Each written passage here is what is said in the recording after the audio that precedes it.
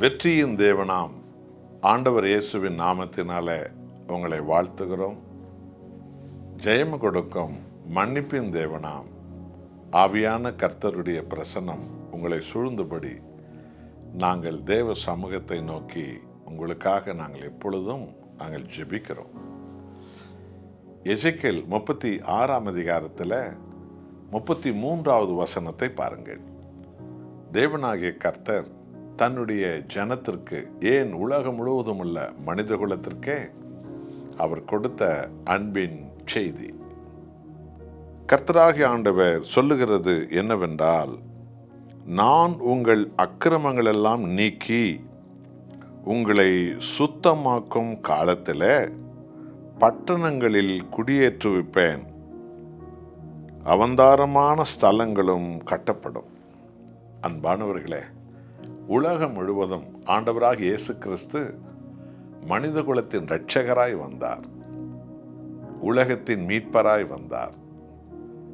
உலகம் ஆரம்பமானது முதல் அது முடிய மட்டும் உள்ள மனித குலத்திற்கே அவரே இரட்சகரும் அவரே மீட்பருமாய் இந்த உலகத்துக்கு வந்து மனித குலத்தின் பாவங்களையும் அக்கிரமங்களையும் சாபங்களையும் துக்கங்களையும் துயரங்களையும் தன்மேல் ஏற்றுக்கொண்டு தன் உயிரையே நமது மீட்புக்காக கொடுத்து பாவ மன்னிப்பை மனம் திரும்பும் ஒவ்வொருவருக்கும் இன்றைக்கும் உலகம் முடியும் கடைசி வரைக்கும் அனுதினமும் தேவன் கொடுத்து கொண்டே வருகிறார்.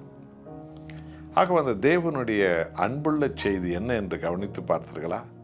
நான் அவர்கள் பாவங்களை மன்னிக்கும் போது அவர்களை நான் கட்டுவிப்பேன், அவர்கள் பட்டணங்கள் சீரழிந்த பட்டணங்களை நான் கட்டுவிப்பேன், அது செழிப்புள்ள பட்டணங்களாக மாற்றுவேன்.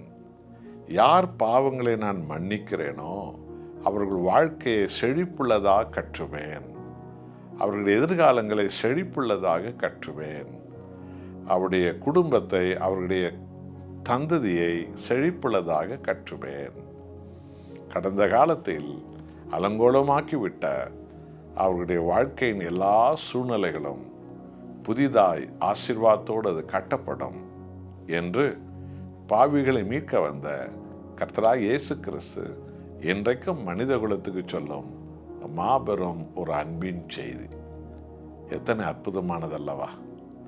ஆகவே அருமையானவர்களே, ஒவ்வொரு செய்திக்கும் ஒவ்வொரு நாளும் கர்த்தருடைய மனதிற்கும் பாவிகள் மனம் திரும்பி அவர்கள் மீட்புக்காக என் உயிரே நான் கொடுத்தேனே என்னண்டை வர வேண்டும் என்று ஆண்டவர் இயேசு காத்திருந்து அழைக்கிறார். நமது பாவங்களை நாம் அறிக்கையிட்டு விட்டுவிடும்போது நம்மை மன்னித்து அதோடு விட்டுவிடாமல் அன்று முதல் கடந்த காலத்திலிருந்து அலங்கோலமான நமது வாழ்க்கையை அவர் கட்டி எழுப்புகிறார்.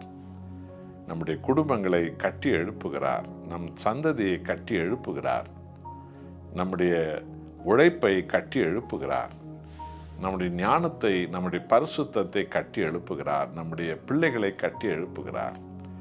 ஒவ்வொருவரும் மன்னிப்பு கேட்டு கர்த்தர் இயேசுவண்டை வருகிற வாழ்க்கையில் ஒவ்வொரு வாழ்க்கையிலும் இந்த அற்புதத்தை கர்த்தர் செய்கிறார். இது எத்தனை அற்புதமான ஒரு தெய்வத்தினுடைய செயல் என்று கவனித்தீர்களா? உலக மதங்கள் போதிக்கிற எங்கேயுமே இது போன்ற சத்தியத்தை நீங்கள் கேட்கவே முடியாது. அவைகளெல்லாம் மனித கற்பனைகள். ஆனால் வானத்தையும் பூமியும் சூரியனையும் சந்திரனையும் உண்டாக்கிய பிதாவாகிய தேவன் கர்த்தராகிய இயேசு வழியாக வெளிப்பட்ட போது மனித குலம் முழுவதற்கும் அவர் பாவ மன்னிப்பின் நிச்சயத்தை, விடுதலையை கொடுக்கிறார். இன்றைக்கும் கர்த்தர் பாவிகள் அழியாதபடி என்னென்றை மனம் திரும்பி வரட்டும் என்று அழைக்கிறார். அப்பொழுது வாழ்க்கை கட்டப்படும், குடும்பம் கட்டப்படும், தலைமுறை கட்டப்படும், உடல் சுகம் கட்டப்படும், நம் நிமித்தம் நமது பட்டணங்கள் கட்டப்படும், நம் நிமித்தம் நமது வம்சங்கள்லாம் கட்டப்படும். ஒப்பு கொடுப்போமா? அன்பானவர்களே, சீரழிந்த வாழ்க்கை போதும், இனி ஆசீர்வாதத்தில் கட்டியெழுப்பும் வாழ்க்கை எனக்கு தேவை என்று சொல்லி நாம் ஒப்பு கொடுத்து நாம் வாழ்வோம். நாம் ஜெபிப்போம்.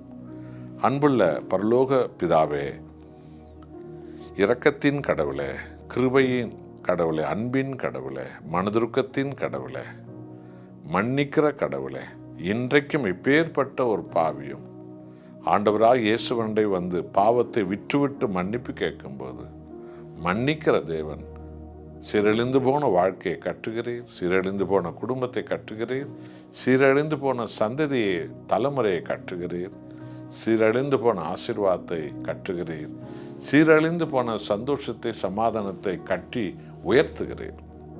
அப்பா, உமது அன்பு எத்தனை மகிமையானது அப்பா. ஒவ்வொருவரும் என்னோடு ஜெபிக்கிற ஒவ்வொருவரையும் ஆண்டவரே ஆவியானவர் முழுவதுமாக உம்மண்டை கொண்டு வந்து ரட்சிப்பின் ஜனங்களாய் மாற்றும்படி வேண்டிக் கொள்ளுகிறோம். கட்டி எழுப்புங்க உங்கள் ஜனங்களை. இயேசு நாமத்தில் பிதாவே, ஆமென்.